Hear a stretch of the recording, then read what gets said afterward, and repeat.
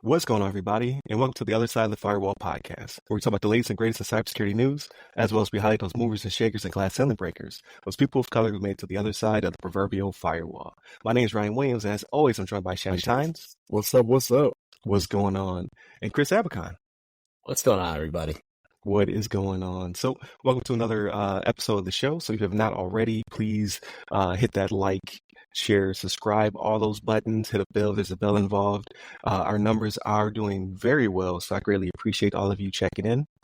Stick around. Like, I see good over half of you watch the episode, seem to enjoy it, but you don't subscribe. I need you to subscribe, all right? Make that commitment. We love you, all right? Don't break our hearts.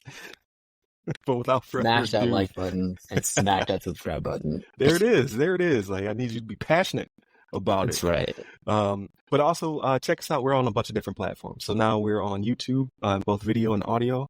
We're in all the other platforms that you're used to. So Apple, Google, Amazon, Anchor, Breaker, Republic FM, I think, or something like that. Like, we're everywhere, as well as now we write articles. So check us out on LinkedIn, where the daily article to go with every post with all the stuff embedded as well. So one-stop shop, as well as now we're on Medium. So if you like to digest your content over there, check us out. We greatly appreciate it. But without further ado, I give it to Shannon. So before I start, like the first thing that came to mind when you said "Don't break our heart" was Tony Braxton. Man, it was "Unbreak My Heart." That was the first Yes. thing that came to mind. If it makes you stick around, I'll sing it. All right. But anyway, Oh, man. this first article is from CNBC.com, written by Susan Caminiti. It's why Unitedhealth changed healthcare. We're targeted by ransomware hackers, and more cybercrime will hit patients and doctors. And so, pretty much the gist of the article here, what they hit on was what we have been saying already, right? Like, the medical industry is a soft target. It's one of those things to where they're a soft target because that type of information is stuff that can be potentially embarrassing and people just don't want out there, right? And the companies that have this information, that have your PHI, they know this, right? Something they said in this article that got me, that I was not tracking. Like, I know you pay a certain amount of money, right? When it comes to your stuff being sold online, but they actually have the figures here, right? And they said that medical records sell for $60 compared to $15 for a social security number and $3 for a credit card. That is astronomically high for a medical record to sell for $60. I know it doesn't sound like a much, right? Like, okay, you may spend $60 out on a date with the wife or the husband or significant other or whatever, right?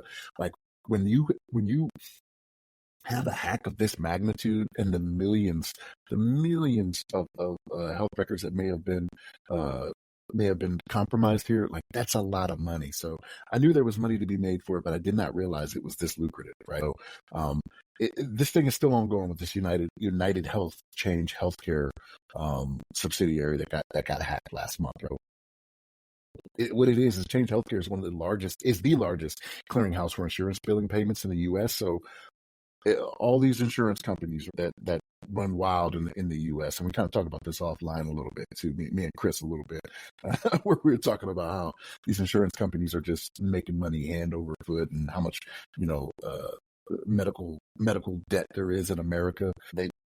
I don't want to say they're getting their comeuppance, right? I want to say that, but like, this is one of those things where it's for the amount of money that you are paying out when it comes to healthcare in the United States. Like, this is a lot. There's a lot of people, right? Because again, they're the largest clearinghouse that are affected by this.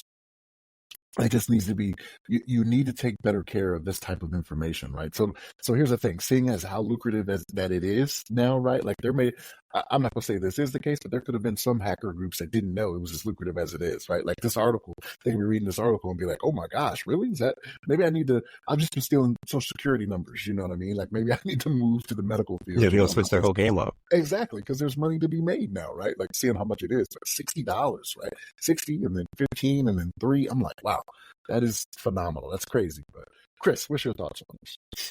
I mean, really, first thoughts was, so the way this works is a clearinghouse that does all the payments for medical. So they charge the consumer or the insurance provider, and they bill the applicable business partners or things like that when it comes to some of these care.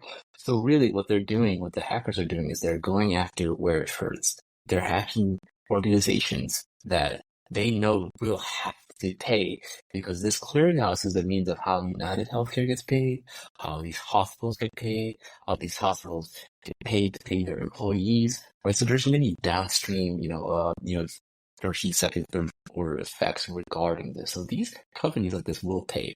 So them being the largest clearinghouse for the largest, health insurance group in the world, or in the United States, is a huge thing. Additionally, I did want to also point out, right, like there's so many complications when it comes to medical billing, right? It's like us consumers, we look at a medical bill and like, where did this stuff come from? The billing industry, right, for medical is already extremely nebulous, right? There's really no real understanding or standard of how things get billed, right? You go to the doctor's office, you look at your bill, like, where does X-ray come from? We don't know the methodology. There's no set standards, right? To me, it's like it's already organized chaos to some degree. But when you add a layer of, you got advanced persistent threats looking at it, attacking your infrastructure, you're really, really reeling, right? They're hitting these companies where it hurts. Additionally, the level of complexity that these advanced persistent threats are, these attacks, to the article states something called ransomware as a service, right? To me, that just means cloud-based, off premises, a lot of autonomous means to conduct a distributed denial of service. So they're finding every open port. They're finding every means where they can do a spray of passwords or rainbow table attack, things like that. So really, it's almost like that the criminal or the people trying to be bad, right? It's the same thing, unfortunately, but like they're always at upper hand. As fast as we're evolving our zero trust capabilities as an industry, cybersecurity industry, it's always gonna be somebody with bad intent is always gonna have the upper hand because they've got it. And especially if they're state sponsored like this, they recruit the smartest people from their respective countries. They make them become hackers at an early age. That's what they do for a living. It's their entire life, right? It's like they hard to stop them against the good guys, right? So that's just kind of my 2 cents there. I think ransomware as a service is a huge problem, right? And the more convenient our tools get as consumers, we can just host stuff in the cloud now. We can just rely on off-premises software service, rely on the server's infrastructure and service solutions. But you know what? The adversary has that same capability. They will utilize those capabilities just such that it makes their lives easier as well. We should ensure make cybersecurity professionals' lives harder. So Ryan, real quick before you jump in here, right? So like you're hitting it on the head here, Chris. So like the second and third order effects of this, right? So you talked about how, people aren't getting paid, right? So doctors aren't getting paid, nurses aren't getting paid, assistants aren't getting paid. Like the second and third order effects of this is that they may not want to stay doing what they're doing, right? Like there's already a shortage of doctors out there, right? Or doctors that'll take certain insurances. You already have those things to deal with, right? But like when you have something like this, they're like, why am I dealing with this? Like I went to school for 13 years, you know what I mean, to have, insert title here, you know what I mean, and not get paid for it. It's just crazy.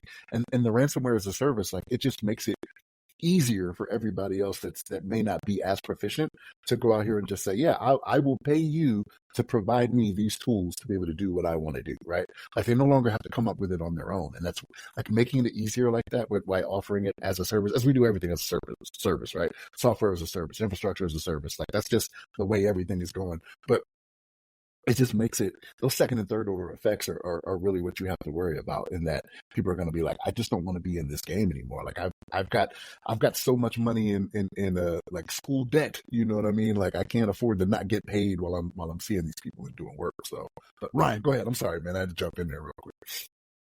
No, it's perfect. I think it really adds to the conversation.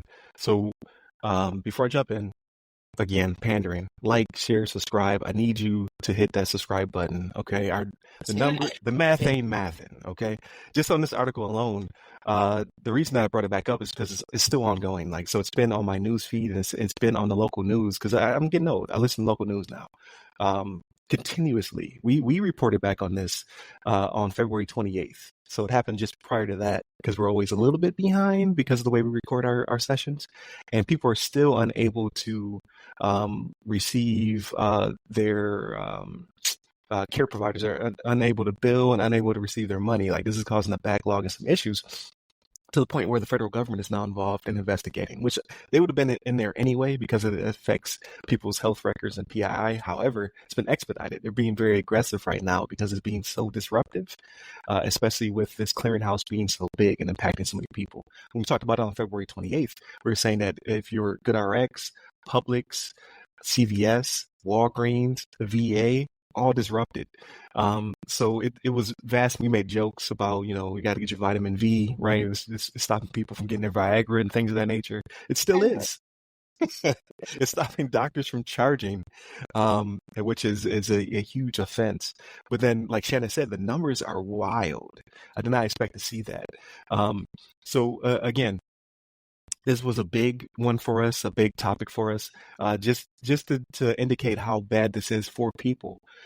Usually our videos do fairly well, but just alone on just this one that we entitled "The Aftermath of the Change Healthcare Cyber Attack," which I'm getting better at titling videos and things of that nature. It's almost 1,000 audio listens on YouTube alone, not our other platforms, just YouTube, and then almost 300 on the video, just YouTube. Right? I got people in the comments; they're asking questions. Like people are very interested because it affects their health. Not only that, but now we see it also affects the bottom line because these costs will be passed on to the consumer. The healthcare industry is not going to take this hit. They're going to pass it on to the people who are most vulnerable. So, like Shannon said, those numbers are ridiculous. Like when it comes to it being worth your medical record is worth 20 times more than your credit card. It's worth 4 times more than your social security number. So if I am a person trying to be an upcomer in this, because these are businesses, these bad guys, like we want to say that they're gangs, it's a cabal, it's a bunch of hackers in the basement. No, they're structured like real business because it is so lucrative to attack you and get your information that they're now hiring people. They have HR departments, they have public relations, public PA, they have a court system for bad guys. Think about that. It's not like a shadowy thing where they meet each other in the alleyways, right? Like this is real. They have people with degrees who are arbiters between the different ransomware organizations and their employees. That is ridiculous. Like this is a real, like not legitimate, but it's a real business. They're organized in a corporate structure. So they're being very aggressive when it comes to ransomware as a service. Disinformation as a service is also a thing that's starting to ramp up, especially now around political season. Like these are organizations that have headcount and they're not laying people off. This industry on that side, the bad guys are growing, which also is a sad turn of events, right? As we release defenders of cybersecurity, some of them are being employed as now attackers of cybersecurity. Have to be. Like, where are they getting these people from? Like, it has to be the revolving door is leading to the bad guy side. It's ridiculous. So think about that. Like you need to talk to as a constituent. You need to talk to your Congress person as I guess what am I trying to say? As a person who buys things, as a consumer. There you go. As a consumer, you need to get on your whomever billing agency or what have you. Like they need to put more money into this. They don't need to be losing headcount. They need to be plussing up because now you have a target on your back. 20 times more than your credit card. That used to be the thing. Credit cards used to be the number one scam. If I'm a credit card person, I'm just looking at this like, that's some good money. I need way less medical records than I needed credit card numbers in order for me to make a 6-figure income, right? Think about that. And I'm not trying to recruit bad people. Like if you listen to this and you're a bad person, hang up. Cut it off right now. But what I'm trying to say is those people who are having to fund this, because you ultimately are funding this, not only by them consuming your medical records, but also your insurance is going to go up. My insurance is going to go up. All of our insurance is going to go up. So we need to press upon the federal government to do a better job. Because I hate attacking the healthcare industry, because I don't think they're as bad off as some of the other industries, like finance and things of that nature when it comes to end of life services. Like, we like to say, like, oh, they're behind, they're still on XP, they're end of life, but that is the world in general is lagging behind. It's just that it's so lucrative. Why would you not attack the medical industry if you're making 20 times more off of these records? So that just means that, unfortunately, they need to step their game up just that much more. They need to hire the best of the best in order to defend their systems. They need to invest the most amount of money in order to plus up their infrastructure. Like, you have no choice at this point, because now you are the number one target, so to speak. At least the number one target in the civilian sector, right? Like, government in general is the number one target. But when it comes to you and the bottom line, you're high up there. You're high in the food chain because your medical records are tasty. All right. So you got to step your game up. It just is the way it is. Good stuff. So yeah, I mean, people are super interested. Like, this one spiked. Like, you have evergreen content, right? Like, things that are always going to draw attention. This one is our evergreen. Like, this one is our second highest video in the past almost 4 years, and it's only been up since February 28th. Like, it's continuously spiking. People are continuously interested because it affects their health and their bottom line. Like, nothing's better than your health, right? So what do they say? Health, wealth, and something else. Health is up there. So definitely continue to tune in. Definitely continue to check us out on all the platforms. Again, we're on everything you can think of. YouTube is doing really well right now, both video and audio. But however you're consuming this, hit that subscribe button, like, share, all that good stuff. And then if you prefer to consume your media a little bit different, like I said, on LinkedIn as well as on Medium, you can find our articles per episode, and the episode will be embedded both audio and video, links back to other episodes.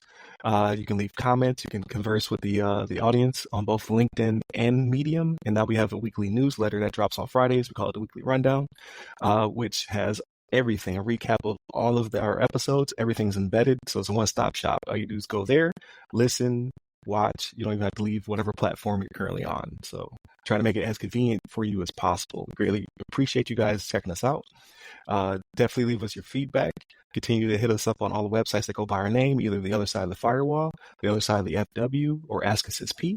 You can find me personally. I'm at RyRy Security Guy. That's RYRY Security Guy. You can find me on LinkedIn, Clubhouse, Twitter, Instagram, not TikTok. Not because they're about to get banned, but because you won't accept my videos for some reason. I don't know why. It's because I'm old, I guess. And you, Chris, where can they find you? You can find me on LinkedIn under Chris Abacow, last name spelled A-B. There it is. Stay safe. Stay secure.